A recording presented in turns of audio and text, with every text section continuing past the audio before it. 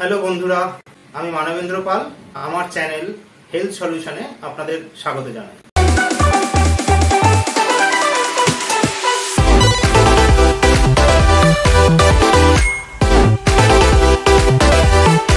আমার উদ্দেশ্য আপনাদের হেলদি লাইফ লিড করার জন্য কিছু সম্ভাব্য ইনফরমেশন আপনাদের পৌঁছানো, যাতে আপনারা সুস্থভাবে লাইফ লিড করতে পারেন।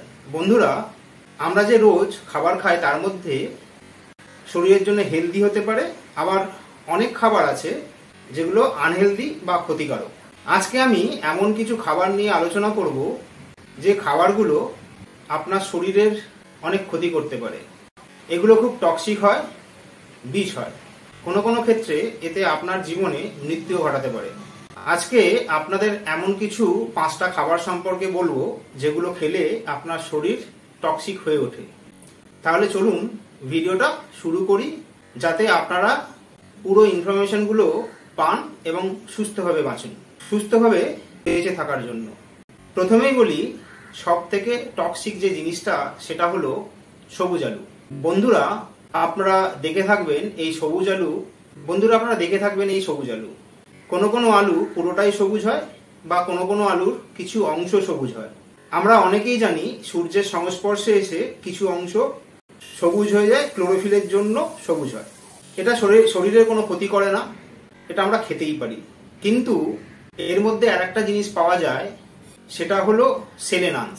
এই সেলেনান্স হলো একটা নিউরোটক্সিক বা নিউরোটক্সিন, যেটা আপনি যদি বেশি খেয়ে ফেলেন তাহলে আপনার শরীরের কিছু লক্ষণ দেখা দিতে পারে, যেমন headache, Nazia, vomiting, internal bleeding, paralysis এবং এক্সট্রিম কেসে কোমা ও ডেথ হতে পারে।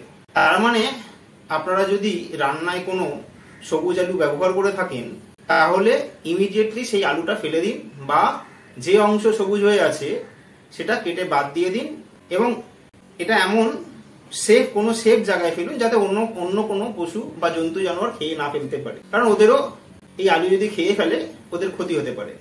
রিসার্চ থেকে পাওয়া গেছে 450 থেকে 500 গ্রাম এই সবুজ আলু কেউ যদি খেয়ে ফেলে, এতে যত সেলিনান্স পাওয়া যায় সেটা একটা মানুষের মৃত্যুর কারণ ঘটানোর জন্য যথেষ্ট।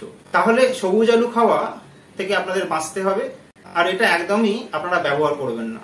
2 নম্বর হলো নাটমেগ, জায়ফল আমাদের অনেক ইন্ডিয়ান রান্নায় স্পাইসেস হিসেবে ব্যবহার হয়ে থাকে। এই নাটমেগের ভিতর একটা কম্পাউন্ড পাওয়া যায়, সেটা হলো মাইরিসিটিসিন। এই মাইরিসিটিসিন আমাদের শরীরে ভিতরে গিয়ে যখন ব্রেকডাউন হয় তখন একটা কম্পাউন্ড তৈরি করে, যেটা কিনা আমাদের নার্ভাস সিস্টেমকে এফেক্ট করে।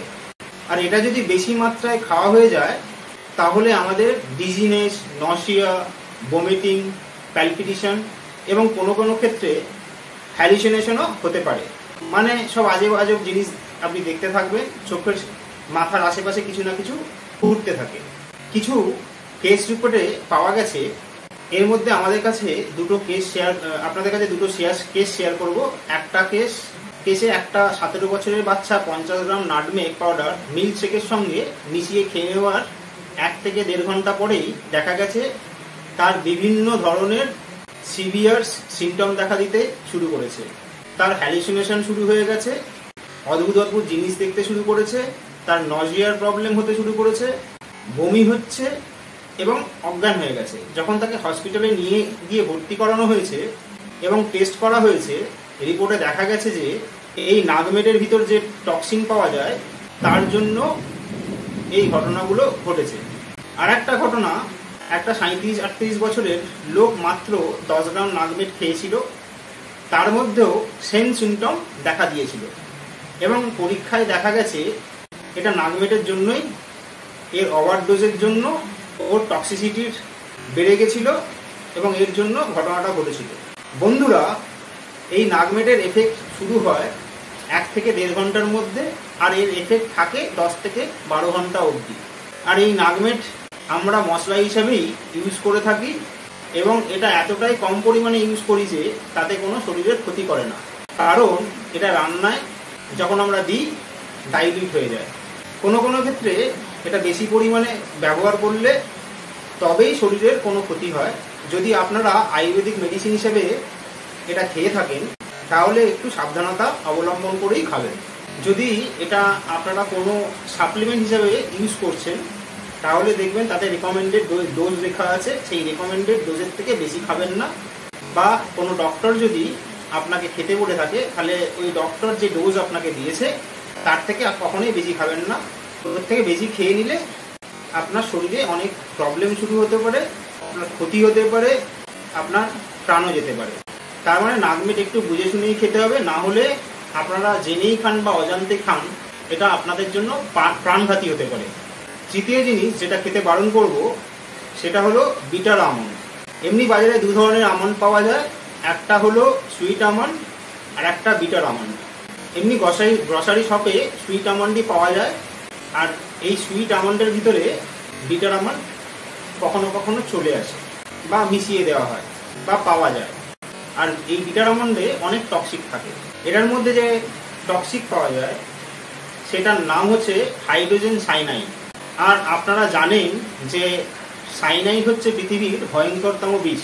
এই স্টাডি থেকে পাওয়া গেছে আপনি যদি এই বাদাম 5 থেকে 10টা খেয়ে ফেলেন তাহলে আপনার শরীরে টক্সিনে ভরে যাবে।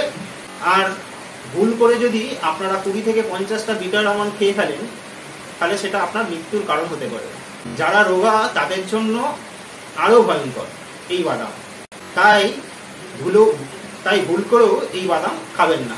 তাই যখনই আমন্ড খাবেন সেটা সুইট আমন্ড, আর যদি বিটার আমন্ড পান সেটা ফেলে দেবেন, নাহলে শরীরের অনেক ক্ষতি করতে পারে।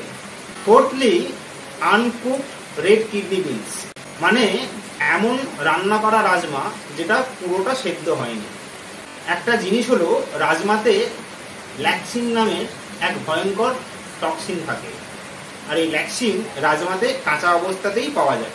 পুরো সেদ্ধ হয়ে গেলে তবেই খেতে ভাবতে পারেন। এটা যদি আধ সেদ্ধ অবস্থায় খাওয়া হয় তাহলে আপনার নজিয়া, ভমিটিং আর এক্সট্রিম কেসে ডেথ অবধি হতে পারে। এটা কাঁচা অবস্থায় খেলে আপনার অনেকগুলো সাইড এফেক্ট দেখা দিতে পারে। এটা স্টাডিতে পাওয়া গেছে যে আপনি কাঁচা রাজমা যদি 5টা খেয়ে নেন তাহলে আপনার শরীরে অনেক ধরনের সমস্যা তৈরি করে, শরীরে প্রচুর পরিমাণে সিরিয়াস টক্সিন তৈরি করে। তাই আপনারা যখন রাজমা খাবেন তার আগে জলে 1 থেকে 2 ঘন্টা ভিজিয়ে রাখবেন, এবং যখন রান্না করবেন দেখবেন যাতে পুরো সেদ্ধ হয়ে যায়। যতক্ষণ না সেদ্ধ হয়ে যাচ্ছে আপনারা ওই রাজমা খাবেন না।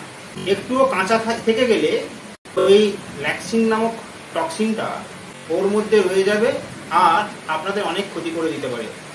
কিছু কেসে এটাও দেখা গেছে যদি রাজমা আধ সেদ্ধ বা কম সেদ্ধ অবস্থায় খাওয়া হয় তাতে তার টক্সিসিটি প্রায় 5 গুণ ল্যাকসিনের পরিমাণ বেড়ে যায়।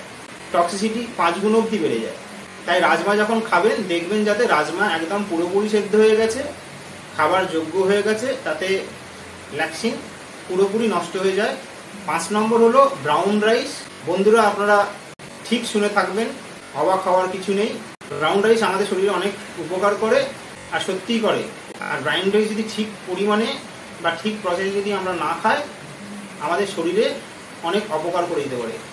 তাহলে এই ব্রাউন রাইস আপনাদের জন্য টক্সিক হয়ে যাবে এবং আপনার শরীরে অনেক ক্ষতি করতে পারে, এমনকি প্রাণও নিতে পারে। বন্ধুরা, এটা কি করে টক্সিক হয়? কারণ এর মধ্যে আর্সেনিক পাওয়া যায়। আর্সেনিক এক ধরনের টক্সিন যেটা ডেডলি হয়। আর এই ব্রাউন রাইসে সব থেকে বেশি আর্সেনিক পাওয়া যায়। আর আর্সেনিক শরীরের ভিতরে গেলে একটা কার্সেনিক হয়, মানে আপনার শরীরে ক্যান্সার সৃষ্টি করে। এই চালে আর্সেনিক কোথা থেকে আসে? দেখুন, যখন চাষ হয় এর মধ্যে অনেক ধরনের কেমিক্যাল, পেস্টিসাইড দেওয়া হয়, আর এই সব ওষুধের মধ্যে অনেক বেশি আর্সেনিক থাকে। আর চালের আর একটা গুণ হচ্ছে মাটির নিচে থেকে আর্সেনিক প্রচুর পরিমাণে অ্যাবজর্ব করতে পারে বা অ্যাবজর্ব করতে থাকে। পেস্টিসাইড সব কিছুতেই দেওয়া হয়, সব ধরনের আনাজেই দেওয়া হয়ে থাকে, কিন্তু চালের অ্যাবজর্পশন ক্ষমতা সব থেকে বেশি হয়ে থাকে। সেই কারণে চালের মধ্যে আর্সেনিকের মাত্রা বেশি হয়। সেই জন্য রাইসের মাধ্যমে ধীরে ধীরে আমাদের শরীরে আর্সেনিক জমা হতে থাকে। আর্সেনিক এটা হলো সহজে আমাদের শরীর থেকে বের হতে চায় না, ডিপোজিট হতে থাকে। এইভাবে জমা হতে হতে একদিন টক্সিনে পরিণত হয় আর আমাদের শরীরে টক্সিসিটি বাড়িয়ে দেয়। আর এর জন্য আমাদের শরীরে ক্যান্সারের মতো রোগের সৃষ্টি হয়। যদি কম্পেয়ার করি হোয়াইট রাইসের সঙ্গে ব্রাউন রাইসের, তাহলে ব্রাউন রাইসে হোয়াইট রাইসের থেকে আর্সেনিকের মাত্রা অনেক বেশি থাকে। হোয়াইট রাইস বা সেদ্ধ চাল প্রসেস করে হয়, তার জন্য এর থেকে আর্সেনিক অনেকখানি ফ্লাশ হয়ে থাকে, সেই জন্য এতে আর্সেনিক কম পাওয়া যায়। আপনারা ব্রাউন রাইস খান, সেফলি ব্যবহার করতে চান, তাহলে এই চালকে 8 থেকে 10 বার খুব ভালো করে ধুয়ে নিতে হবে, চটকে চটকে পরিষ্কার করে নিতে হবে। তারপর 1 থেকে 2 ঘন্টা জলের মধ্যে ভিজিয়ে রাখতে হবে। তার থেকে অনেকখানি আর্সেনিক ফ্লাশ আউট হয়ে যাবে। তারপর চালটাকে আপনারা কুক করে খেতে পারেন। ব্যাস এই দুইভাবে প্রিপারেশন নিলেই চাল থেকে অনেকখানি আর্সেনিক বেরিয়ে যাবে। আমাদের ইন্ডিয়াতে যত রান্না হয় এই চাল দিয়ে, বেশিরভাগ চালই এইভাবেই ফলো করেই রান্না হয়ে থাকে। হয়তো কারণ না জেনেই বা জেনেই এইটুকু খেয়াল রাখবেন যাতে ভাত রান্না করার আগে আপনারা এই পদ্ধতি ফলো করবেন। বন্ধুরা, আশা করি এই ভিডিও থেকে আপনারা নতুন কিছু শিখলেন, এবং এই চ্যানেলে যদি প্রথম হন, ভিডিওটা ভালো লাগলে চ্যানেলটা সাবস্ক্রাইব করুন, লাইক করুন এবং শেয়ার করুন, যাতে এই ইনফরমেশনগুলো অন্যরাও পেতে পারে। আজকের মতো আসি, পরের ভিডিওতে আবার দেখা হবে। টাটা।